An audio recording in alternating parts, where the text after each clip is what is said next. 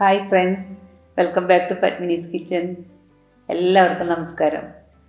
എല്ലാവർക്കും ഞങ്ങളുടെ സ്നേഹം നിറഞ്ഞ ഈസ്റ്റർ ആശംസകൾ നേരുന്നു. അപ്പോൾ നമുക്കിന്ന് ഈസ്റ്റർ ആഘോഷത്തിന് വേണ്ടിയിട്ടുള്ള ഒരു സ്പെഷ്യൽ താറാവ് കറി ഉണ്ടാക്കാം. ഞങ്ങളുടെ നാട്ടിലൊക്കെ ഈസ്റ്ററിന് അപ്പം താറാവ് കറി ഒരു മിക്ക വീടുകളിലും ഉണ്ടാക്കാറുണ്ട്. താറാവ് കറി നമ്മൾ പല രീതിയിൽ ഉണ്ടാക്കാറുണ്ട്. തേങ്ങാപ്പാൽ ചേർത്തും വറുത്തരച്ചൊക്കെ ചെയ്യാറുണ്ട്. ഇന്ന് നമ്മൾ ഉണ്ടാക്കാൻ പോകുന്നത് ചെറിയ ഉള്ളി, തേങ്ങക്കൊത്ത്, അതുപോലെ ചതച്ച കുരുമുളക് ഇത് ചേർത്തിട്ടാണ് ഉണ്ടാക്കുന്നത്. അത് കുറച്ച് സ്പൈസി ആയിരിക്കും, അതുപോലെ ഗ്രേവി ഇത്തിരി തിക്കായിരിക്കും. അത് അപ്പത്തിൻ്റെ കൂടെയും ചോറിൻ്റെ കൂടെയൊക്കെ കഴിക്കാൻ വളരെ ടേസ്റ്റി ആയിട്ടുള്ളൊരു കറിയാണ്. അപ്പോൾ അതിന് വേണ്ട ഇൻഗ്രീഡിയൻസ് എന്തൊക്കെയാണെന്ന് നോക്കാം, എങ്ങനെ ഉണ്ടാക്കണമെന്ന് നോക്കാം. അതിനു മുമ്പായി ഈ ചാനൽ സബ്സ്ക്രൈബ് ചെയ്യാത്തവരുണ്ടെങ്കിൽ ഒന്ന് സബ്സ്ക്രൈബ് ചെയ്യണേ. അതിനടുത്തുള്ള ബെല്ലൈക്കൺ കൂടി ക്ലിക്ക് ചെയ്യാൻ മറക്കരുത്. എങ്കിൽ ഞാനിടുന്ന വീഡിയോസിൻ്റെ എല്ലാ നോട്ടിഫിക്കേഷൻസ് നിങ്ങൾക്ക് കിട്ടിക്കൊണ്ടിരിക്കും. ഇതിനു വേണ്ടി 1 കിലോ താറാവ് ഇതുപോലെ കട്ട് ചെയ്ത് ക്ലീൻ ചെയ്ത് വെച്ചിട്ടുള്ളതാണ്. താറാവിൻ്റെ സ്കിൻ നമ്മൾ കളയാറില്ല കേട്ടോ. അത് ആ സ്കിന്നോടുകൂടി കറി വെച്ചാലാണ് കൂടുതൽ ടേസ്റ്റ് ഉണ്ടാവുക.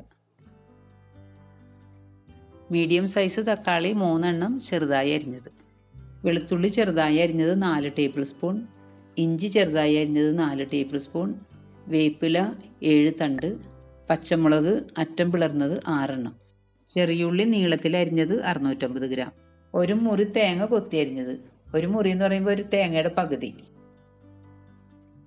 വെളിച്ചെണ്ണ 7 ടേബിൾ സ്പൂൺ, മുളക് പൊടി 1 ടേബിൾ സ്പൂൺ, മഞ്ഞൾപ്പൊടി 1 ടീസ്പൂൺ, ഉപ്പ് ആവശ്യത്തിന്, ഗരം മസാല 1.5 ടീസ്പൂൺ, മല്ലിപ്പൊടി 4 ടേബിൾ സ്പൂൺ, കുരുമുളക് പൊടി 1.5 ടേബിൾ സ്പൂൺ. ഈ കറിയിൽ പകുതി ചെറുനാരങ്ങ നീര് പിഴിഞ്ഞൊഴിക്കുന്നുണ്ട്. അത് ഇൻഗ്രീഡിയൻസിൽ വെക്കാൻ മറന്നുപോയിട്ടോ.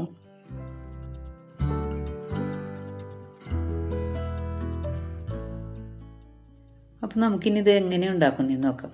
അതിനായിട്ട് ഞാനിവിടെ ഒരു ഇരുമ്പ് ചീനച്ചട്ടി അടുപ്പത്ത് വെച്ചിട്ടുണ്ട്. ഇപ്പം ചീനച്ചട്ടി ചൂടായി തുടങ്ങി. എടുത്തു വെച്ചിട്ടുള്ള വെളിച്ചെണ്ണ ഒഴിച്ചു കൊടുക്കാം. വെളിച്ചെണ്ണ നന്നായി ചൂടായിട്ടുണ്ട്. ഇനി ഇതിലേക്ക് അരിഞ്ഞു വെച്ചിട്ടുള്ള ഇഞ്ചിയും വെളുത്തുള്ളിയും ചേർത്ത് കൊടുക്കാം. നന്നായിട്ട് ഇളക്കി കൊടുക്കാം.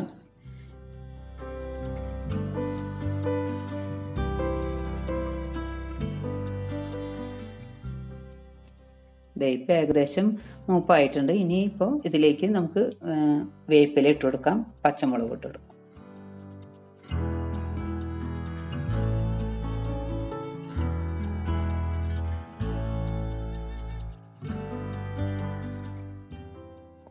ഇനി ഇതിലേക്ക് നമ്മൾ അരിഞ്ഞു വെച്ചിട്ടുള്ള ചെറിയ ഉള്ളി ഇട്ട് കൊടുക്കാം. ഇനി ഇതുപോലെ ഇളക്കി നന്നായിട്ട് വഴറ്റിയെടുക്കണം. ഉള്ളി വഴറ്റുമ്പോൾ കുറച്ച് ഉപ്പ് കൂടി ചേർത്ത് വഴറ്റിയാൽ പെട്ടെന്ന് വഴണ്ട് കിട്ടും. പിന്നെ നമ്മൾ കറിക്ക് ഉപ്പിടുമ്പോൾ അത് ഓർത്ത് അഡ്ജസ്റ്റ് ചെയ്ത് കുറച്ചിടണം കേട്ടോ. നിങ്ങൾക്ക് ഈ ചെറിയ ഉള്ളി ക്ലീൻ ചെയ്തെടുക്കാൻ ബുദ്ധിമുട്ടാണെങ്കിൽ പകുതി സവാള ചേർത്ത് പകുതി ചെറിയ ഉള്ളി ചേർത്തോളൂ കേട്ടോ. പിന്നെ ചെറിയ ഉള്ളി കൂടുതൽ ചേർക്കുമ്പോൾ അതിനൊരു പ്രത്യേക ടേസ്റ്റ് ഉണ്ടാവും.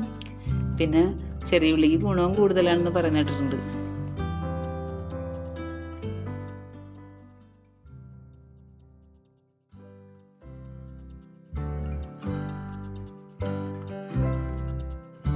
ഇതുപോലെ ഇളക്കി നന്നായിട്ട് വഴറ്റിയെടുക്കണം.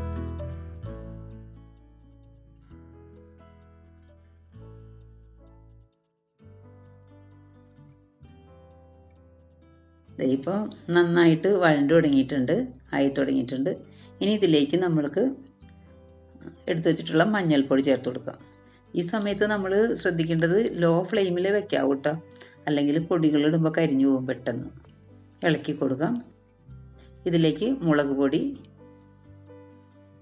മല്ലിപ്പൊടി ഇട്ട് കൊടുക്കാം. ഇത് നന്നായി ഈ ചെറിയ തീയിൽ ഇളക്കി ആ പച്ചമണം മാറുന്നവരെ ഇളക്കണം.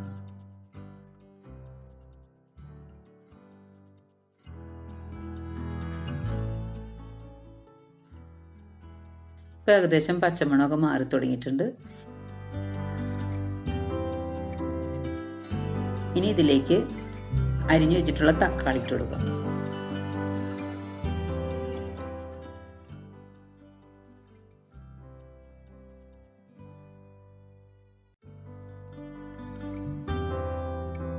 തക്കാളി ഇട്ടതിന് ശേഷം നന്നായിട്ട് ഇളക്കി വഴറ്റണം. അപ്പോൾ അതുവരെ നമ്മൾ ഇളക്കി കൊടുക്കണം.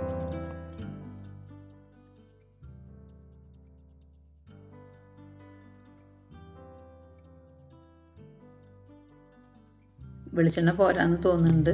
ഒരല്പം വെളിച്ചെണ്ണ കൂടി നമുക്ക് ഒഴിച്ചു കൊടുക്കാം. ശരിക്കും വഴണ്ട് വരുമ്പോൾ വെളിച്ചെണ്ണ തെളിഞ്ഞു വരും.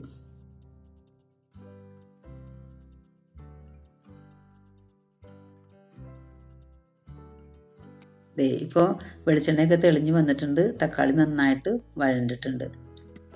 ഇനി ഇതിലേക്ക് നമുക്ക് കറിക്ക് ആവശ്യത്തിനുള്ള ഉപ്പ് ചേർത്ത് കൊടുക്കണം. അപ്പോൾ നമ്മൾ നേരത്തെ ഉള്ളി വഴറ്റിയപ്പോഴൊക്കെ ചേർത്തിട്ടുണ്ടെങ്കിൽ അതനുസരിച്ച് കുറച്ചേ ഇട്ട് കൊടുക്കാവൂ. പിന്നീട് നമ്മൾ ഉപ്പ് ഒടുവിൽ കറി ഒരുമാതിരി വെന്ത് കഴിയുമ്പോൾ നമ്മൾ ഉപ്പ് നോക്കുമല്ലോ, അപ്പോൾ വേണമെങ്കിൽ ചേർത്ത് കൊടുത്താൽ മതി ബാക്കി. ഇനി ഇതിലേക്ക് നമ്മൾ അരിഞ്ഞു വെച്ചിട്ടുള്ള തേങ്ങാക്കൊത്തിട്ട് കൊടുക്കാം. ഇതും നന്നായിട്ട് ഇളക്കി ചേർത്ത് കൊടുക്കാം. തേങ്ങാക്കൊത്ത് ചിലരൊക്കെ എണ്ണയിൽ വഴറ്റി ഇടാറുണ്ട്. പക്ഷെ ഞാനിങ്ങനെ ഇടാറ്. എനിക്കിതാണ് ടേസ്റ്റായിട്ട് തോന്നിയിട്ടുള്ളത്. പിന്നെ അമ്മ ഉണ്ടാക്കി കണ്ടിട്ടുള്ളതും ഇങ്ങനെ തന്നെയാണ്. അതുകൊണ്ട് ഇങ്ങനെ ഇടാറുള്ളൂ. ഇനി ഇതിലേക്ക് നമ്മൾ ക്ലീൻ ചെയ്ത് വെച്ചിട്ടുള്ള താറാവ് കഷ്ണങ്ങൾ ഇട്ട് കൊടുക്കാം. ഇത് നമ്മൾ ചട്ടിയിൽ തന്നെ ഇട്ടിട്ടാണ് വേവിക്കുന്നത്. ഇത്തിരി നേരം വേവുണ്ട് താറാവിന്.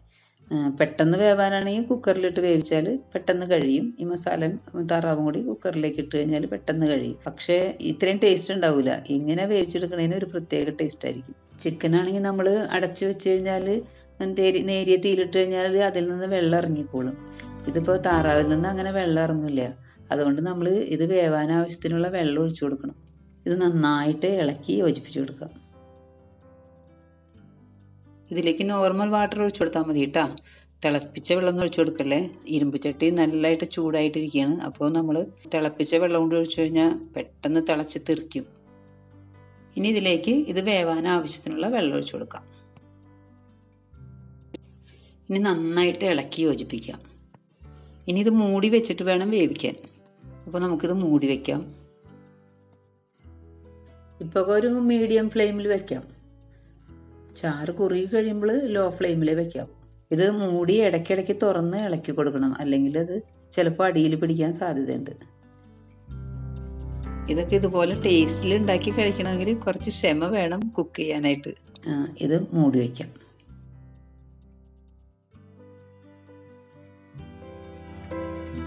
ഇപ്പോൾ ഏകദേശം ഒരു ഹാഫ് കുക്ക് ആയിട്ടുണ്ടാവും. ഇനി ഒന്ന് നന്നായിട്ട് ഇളക്കി കൊടുക്കാം.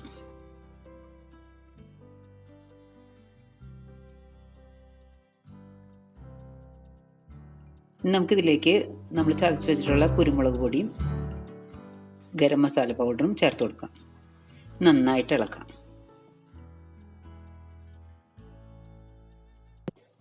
ഇനി ഇതൊന്നുകൂടി മൂടി വെച്ചിട്ട് ലോ ഫ്ലെയിമിൽ തന്നെ കുറച്ച് നേരം കൂടി കുക്ക് ചെയ്യാം. ഇനി നമുക്കൊന്ന് തുറന്നു നോക്കാം. ഇപ്പോൾ ഒരുമാതിരി കുക്കായിട്ടുണ്ടാവും. ഇനി ഇതിലേക്ക് നമ്മൾ പിഴിഞ്ഞ് വെച്ചിട്ടുള്ള ചെറുനാരങ്ങ നീരും കൂടി ചേർത്ത് കൊടുക്കണം. ഇനി നന്നായിട്ട് ഇളക്കി കൊടുക്കാം. ഈ സമയത്ത് നമ്മൾ ഉപ്പ് കറക്റ്റാണോ എന്ന് നോക്കണം കേട്ടോ. ഉപ്പ് പോരെങ്കിൽ ഇട്ട് കൊടുക്കണം.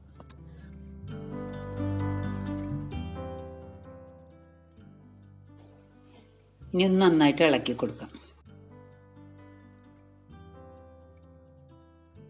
ഇനി ഒന്നുകൂടി ലോ ഫ്ലെയിമിൽ മൂടി വയ്ക്കണം.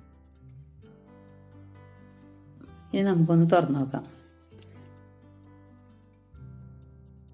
ഇപ്പം നോക്കി ചാറ് ഒരുമാതിരി കുറുകി നല്ല മണമൊക്കെ വരുന്നുണ്ട്. നന്നായിട്ട് ഇളക്കി യോജിപ്പിച്ച് കൊടുക്കാം.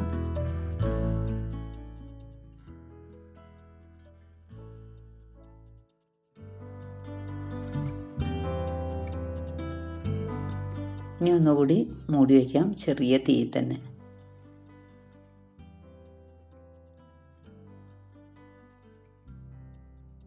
ഇപ്പം നോക്കിയേ, ഇപ്പം ഗ്രേവി തിക്കാവാൻ തുടങ്ങിയിട്ടുണ്ട്. ഇനി ഒന്ന് നന്നായിട്ട് ഇളക്കി കൊടുക്കാം. ഇതിങ്ങനെ നേരിയ തീയിൽ കഷ്ണങ്ങളൊക്കെ വെന്ത് ഗ്രേവി തിക്കാവുന്നത് വരെ നമ്മൾ ഇടയ്ക്കിടയ്ക്ക് മൂടി തുറന്ന് ഇളക്കി കൊടുത്തുകൊണ്ടിരിക്കണം. ഇത് ഏകദേശം 1 മണിക്കൂറോളം വേണ്ടി വന്നിട്ടുണ്ട് ഇതിൻ്റെ കുക്കിംഗ് ടൈം. ഇനി നമുക്കിതിൻ്റെ മുകളിലേക്ക് ഒരല്പം വേപ്പിലയും കൂടി ഇട്ട് കൊടുക്കാം. എന്നിട്ട് ഒന്നുകൂടി മൂടി വയ്ക്കാം ഒരല്പം നേരം കൂടി.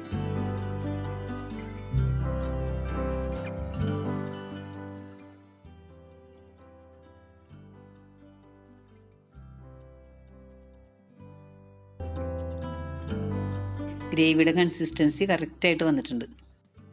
കണ്ടോ, കാണുമ്പോൾ തന്നെ നിങ്ങൾക്ക് കഴിക്കാൻ തോന്നണില്ലേ? താറാവ് കറി അങ്ങനെ റെഡി ആയിക്കഴിഞ്ഞു നമ്മുടെ. ഇപ്പോൾ നമ്മൾ ഫ്ലെയിം ഓഫ് ചെയ്യുമ്പോൾ ഇതേ കൺസിസ്റ്റൻസിയാണ്. ഇനി ഇത് ഇത്തിരി നേരം കൂടി ഇരിക്കുമ്പോഴേക്കും ഇത് കുറച്ചുകൂടി തിക്കാവും. നമ്മൾക്ക് ആവശ്യം എങ്ങനെയാണെന്ന് വെച്ചാൽ അതിന് മുമ്പായിട്ട് തന്നെ ഫ്ലെയിം ഓഫ് ചെയ്യണം. അപ്പോൾ നിങ്ങൾ എല്ലാവരും ഇതൊന്ന് ട്രൈ ചെയ്ത് നോക്കണം, എന്നിട്ട് അഭിപ്രായങ്ങളൊക്കെ അറിയിക്കണം. ഇവിടെ എല്ലാവരും റെഡി ആയി നിൽക്കുകയാണ് കഴിക്കാൻ. ഞാനിവിടെ നല്ല വെള്ളയപ്പം ഉണ്ടാക്കി വെച്ചിട്ടുണ്ട്. അപ്പോൾ ഇന്ന് താറാവ് കറിയും വെള്ളയപ്പം കൂടിയാണ് സെർവ് ചെയ്യുന്നത്. ഇഷ്ടപ്പെട്ടിട്ടുണ്ടെങ്കിൽ ലൈക്ക് ചെയ്യാനും ഷെയർ ചെയ്യാനും മറക്കരുത്. അതുപോലെ തന്നെ സബ്സ്ക്രൈബ് ചെയ്യാത്തവരുണ്ടെങ്കിൽ സബ്സ്ക്രൈബ് ചെയ്യാനും മറക്കരുത്. ബെല്ലൈക്കൺ കൂടി ക്ലിക്ക് ചെയ്താൽ ഞാനിടുന്ന വീഡിയോസിന്റെ എല്ലാ നോട്ടിഫിക്കേഷൻസും നിങ്ങൾക്ക് കിട്ടിക്കൊണ്ടിരിക്കും. അപ്പോൾ ഇനി നല്ലൊരു നാടൻ റെസിപ്പിയുമായി അടുത്ത വീഡിയോയിലൂടെ കാണാം. അതുവരേക്കും ബൈ ബൈ. Thank you.